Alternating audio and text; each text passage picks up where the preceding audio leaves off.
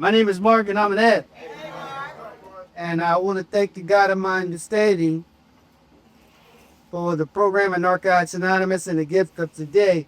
I thought it was pretty coincidental that the Just for Today's Daily Meditation talked about God. Because I'm going to talk a lot about God, and I'm going to talk about God consistent with our traditions.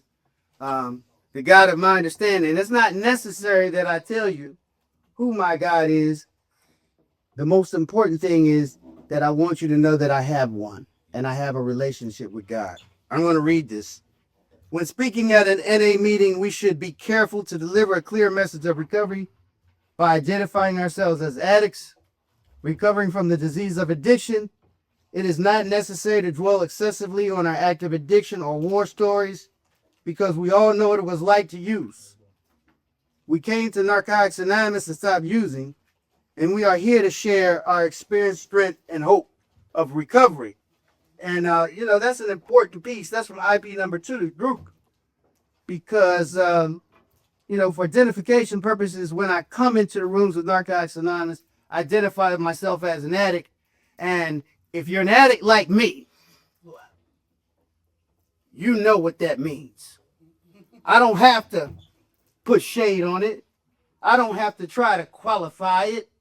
I didn't come here to win friends and influence people. I came here out of desperation, right? And so tonight's topic is IP number 12, the triangle of self-obsession. All right. All right now. So I'm just going to read a little bit out of it. I'm not going to read the whole thing. I would suggest if you're not familiar with it that you get familiar with it. When I was new, somebody told me I needed to read it about 500 times, and I did. Most children, through experiences over a period of time, come to realize that the outside world cannot provide all their wants and needs. They begin to supplement what is given to them with their own efforts. As their dependency on people, places, and things decreases, they begin to look to themselves more and more.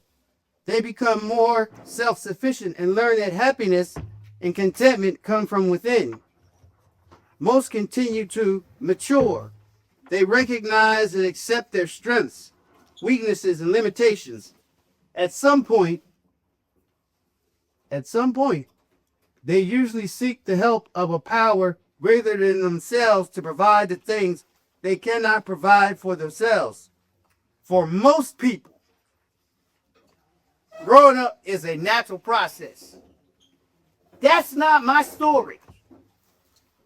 My story as an addict is that growing up was not a natural process for me. And so I'm grateful for the program in Narcotics Anonymous because Narcotics Anonymous, through the spiritual principles, gives me a vehicle with which I can learn to live my life without drugs, the one promise, but there's many gifts. Our literature talks about the recovery process becoming so complete that addiction and its accompanying insanity no longer manifests itself in our lives. So what does that mean? That means that I don't have to be clean and crazy. That's what that means.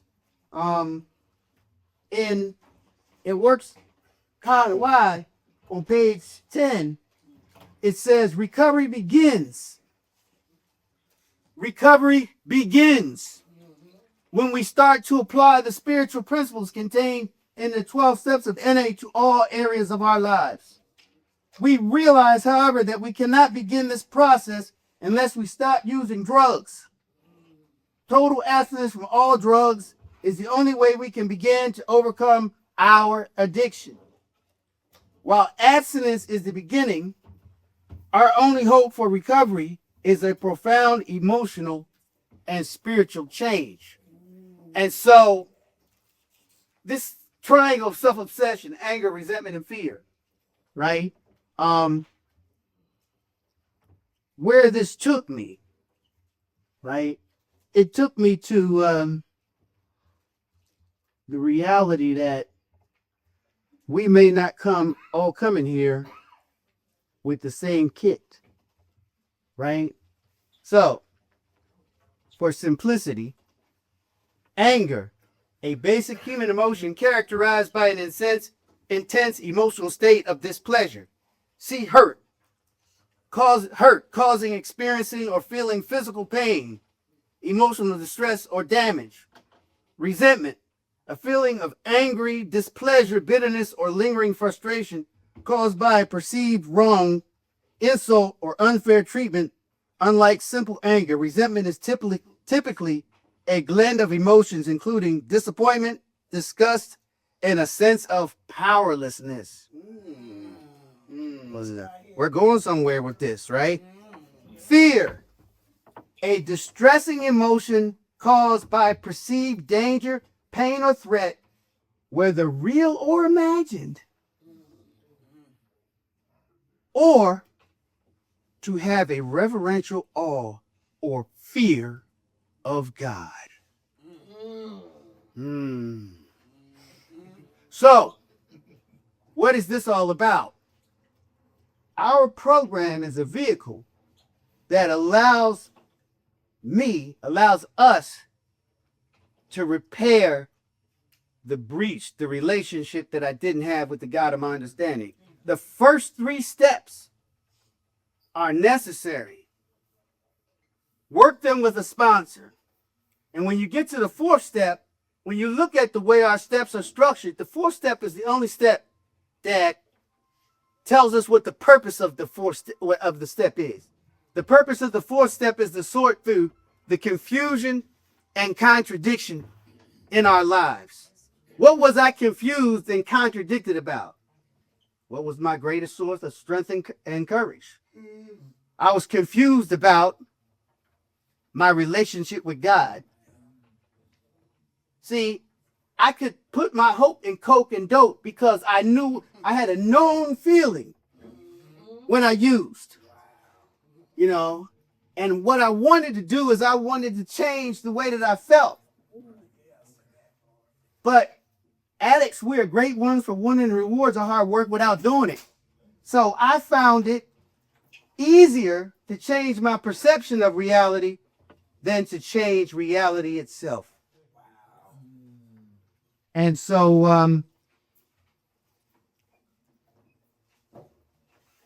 I get one book somewhere. That's something.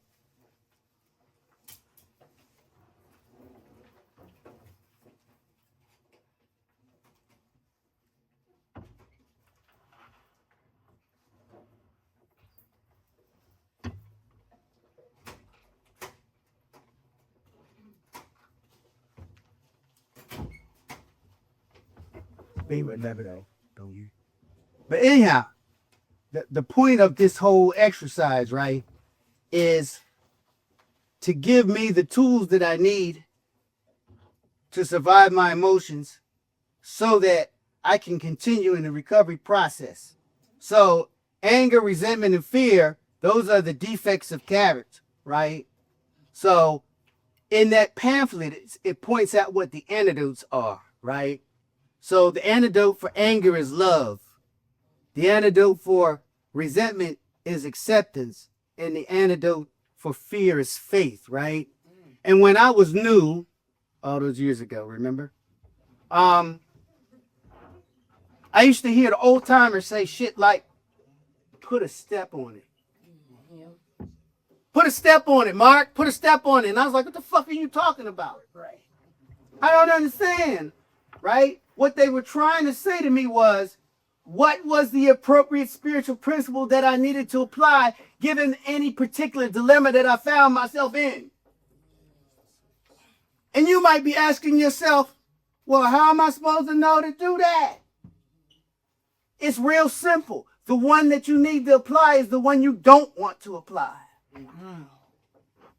So when you need to apply forgiveness, you don't want to forgive shit. When you need to practice acceptance, you want to dig in your heels even more. The Just for the Day Daily Meditation is a handy tool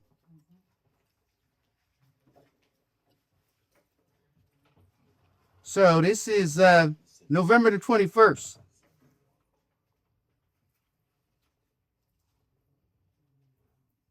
We will probably go through a time of examining everything we say and do in order to identify our character defects and make sure we suppress them.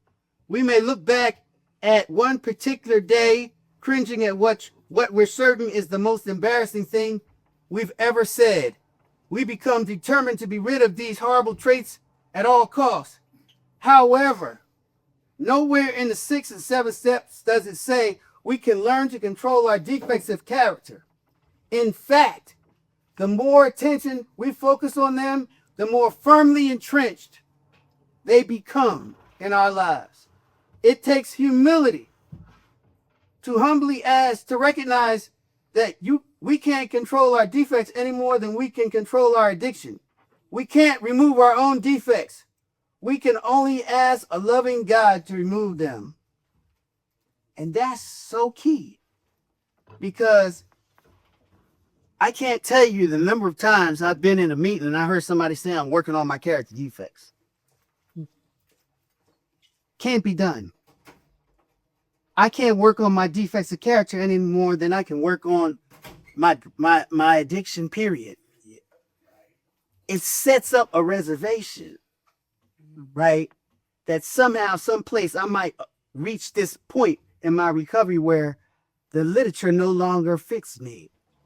I'm all recovered up with an ED, right? Because if I have the ability to remove my defects of character, then I also have the ability to remove my drug addiction. Mm-hmm. It just follows logically, right? And that's not true. I will always need eyes and ears on me, no matter how many years I have clean. As a matter of fact, the disease of addiction, if you read our basic text, it says that even during periods of abstinence, the disease continues to progress. So I'm not dealing with the 2004 version of my disease. I'm dealing with the 2026 version of my disease. And it's got all kinds of new gadgets and tech in it. So it's not so much concerned with trying to get me to get a drink or a drug as it is just to have me put in a situation where my life becomes so unmanageable that it's no longer worth living. In other words, it wants to rob me of my joy. It wants to rob me of my say.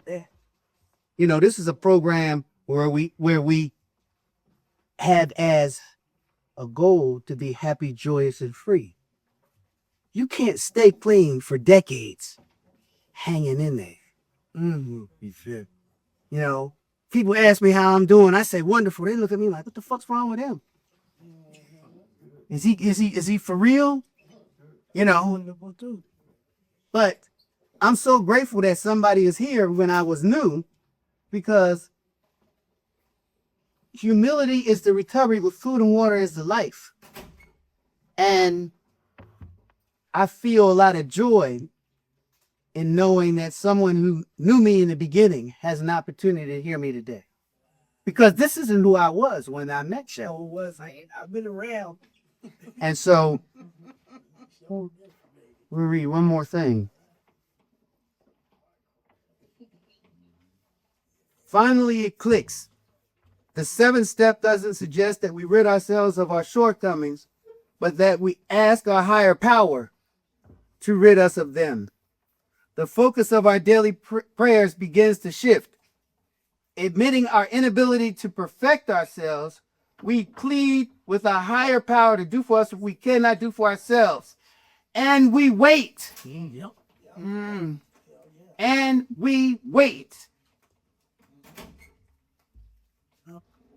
My experience is that when I pray, God tells me yes, he tells me no, or he tells me wait.